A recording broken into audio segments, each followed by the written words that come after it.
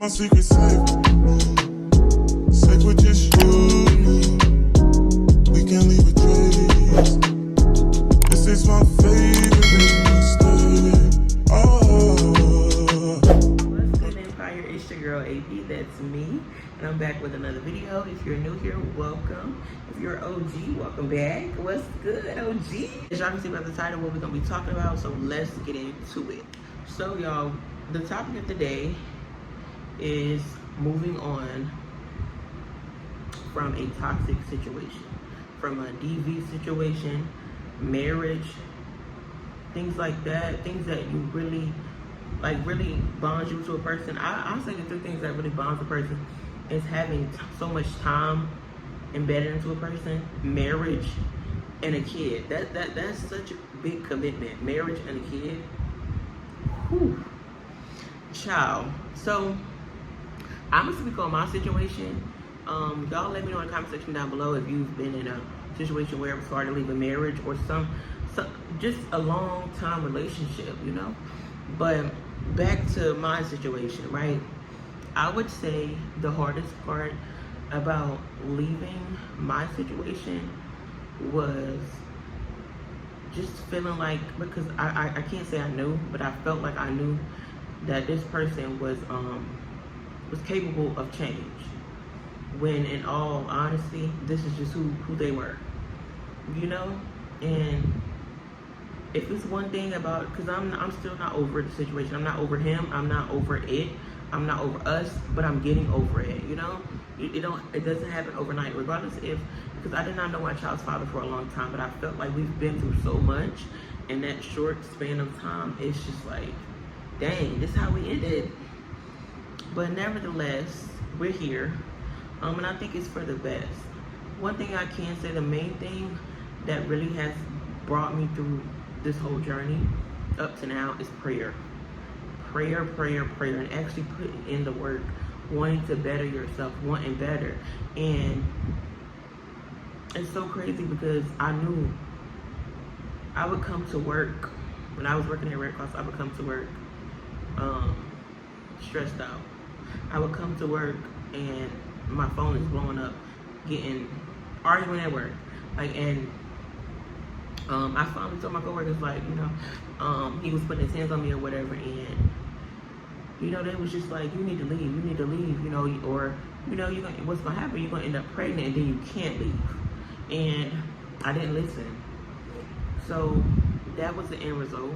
I ended up pregnant. And this man told me multiple times that was going to be, like, that was his goal, to get me pregnant. And he did it. I did not think I could have kids. So, of course, I kept my baby. He asked me multiple times, like, was I sure if that was what I wanted? And I said I didn't know. Honestly, I did not know. But deep down, I always knew I was going to keep my baby because I always wanted to be a mom. I love being an auntie. I still love being an auntie. That will never change. But at the time, I was just like, I don't know. But I knew. So time just went past, you know. The abuse and stuff, like, it wasn't, well, honestly, we had, like, there was a shift in the relationship. It was a huge shift. Everything changed. So we were arguing more and things like that. So I ended up just moving back home because you not putting your hands on me, but like I was scared. I'm not gonna lie. So I was scared, I was stressed out. It was just a lot. So I ended up moving back home. That did not work. After a month, came back up here. Just got on my grind, work. You guys helped me get on my feet for sure. And I just went from there. We ended up rekindling things, trying a relationship out again, because the whole time that I was in Virginia, he was texting me, asking me to come back, because he did not even know I left. And he thought I was at home, asking me to come back. I let him know I moved, and he just kept asking me to come back, that he would change. He promised, just give it one more time, you know, one more chance, and so on. So I wasn't even really responding. But I left due to, like, just, y'all know, why I left. Came back to South Carolina, and I just kept getting jobs that led me to the job I'm at now, basically. We're here now. So,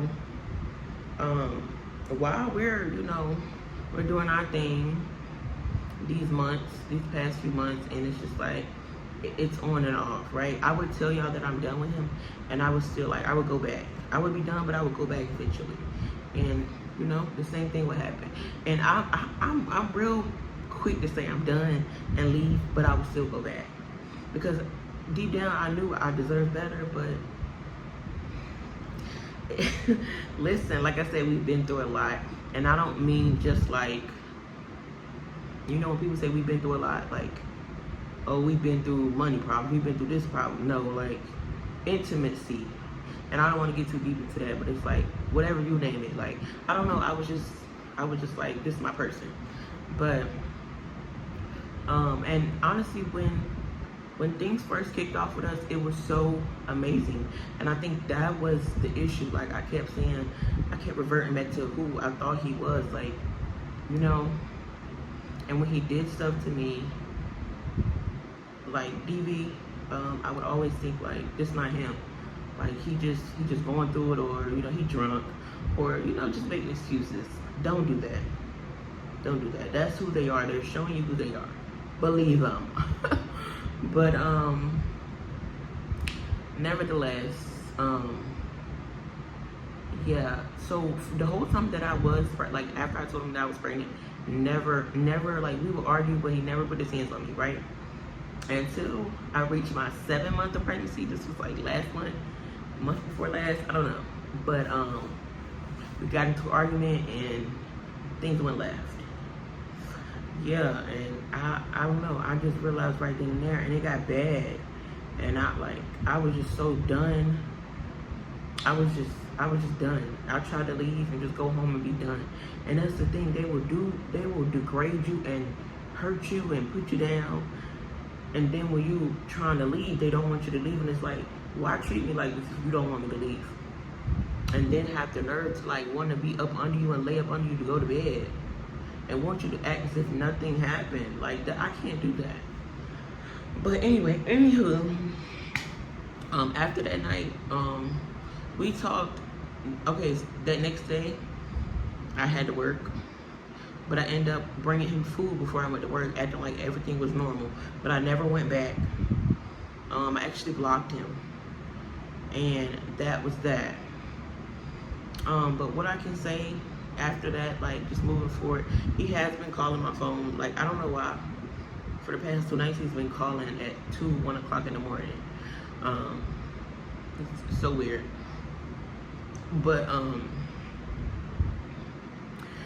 the main thing is, like I said, prayer. And once you get that relationship with God, you should want to do better. You should value yourself more. You should know that God loves you. God didn't create you for nobody to degrade you, to put their hands on you. They don't have that right. But I'm sorry, y'all. I keep looking around. I don't know, y'all. I don't want to be weird, but I gotta get used to looking in the camera the whole time. That's really what I can say, how I got over it, how I'm continuously staying in my ground. My baby, I know I got a whole baby. It's about to be here less than a month, within a month, whatever the case may be.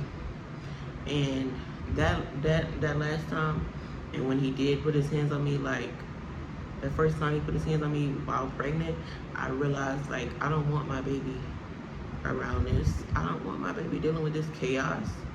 I don't want that.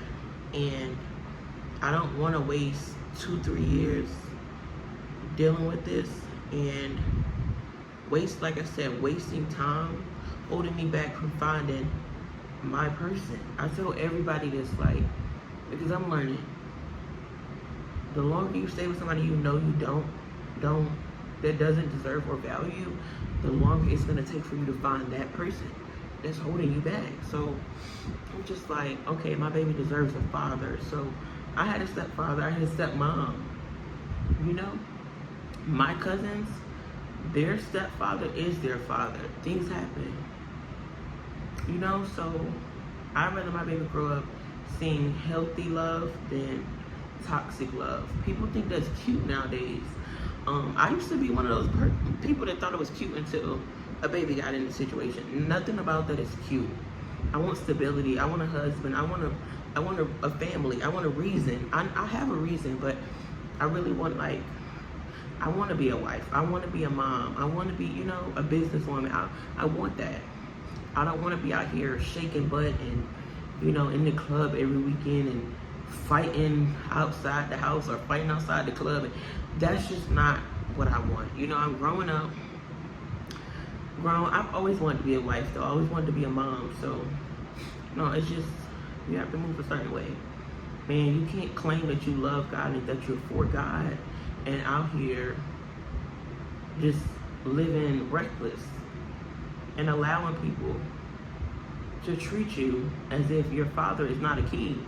My father is a whole king out here, and I'm sitting up here letting somebody put their hands on me? No. So I just remind myself every time, like, this is what you went through last time you went back. Next time you might not be so lucky. And people tell you that, but it's not real until you in that situation and you're scared for your life. And I found myself just hitting myself, saying like how stupid I was, because I knew I shouldn't have went over there. I knew, and I kept saying it the whole way there. That man, and y'all, I made that man promise that, like, if I do come over there, because you're begging me to come over there, if I do come over there, you're not gonna act crazy. Got me over there, made sure I got good and comfortable in the room, started acting crazy. When people show you how they are or who they are, believe them. Believe them. But God, my baby, and just a reminder that it does get better. It will get better. You just keep moving, because moving from where I just left from, bad memories. Like, I didn't want nobody to be able to pull up on me and hurt me, or I just wanted to be, I wanted a new beginning. And it's, y'all, months of crying, months of just feeling like God had forgot about me, months of just, why? Like, why me? Like, God, please just help me.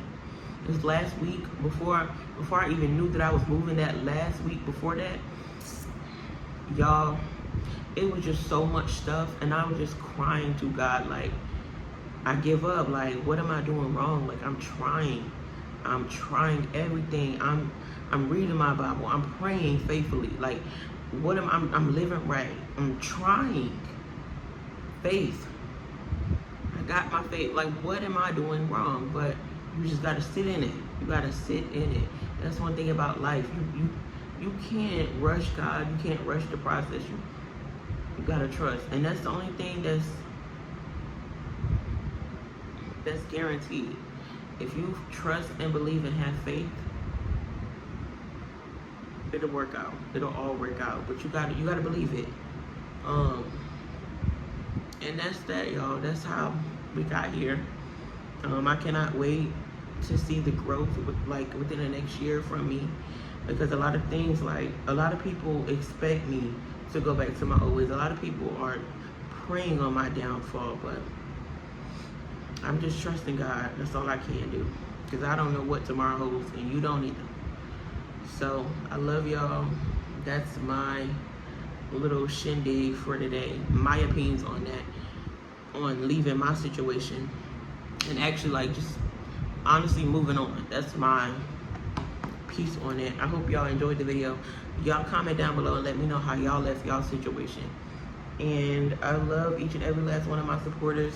Thank y'all for supporting me. To the new people, welcome. I'm AB, and I'm 8 months pregnant with a baby boy. But yeah, y'all, make sure y'all like this video, subscribe, click the notification bell if you haven't already, and leave a comment down below.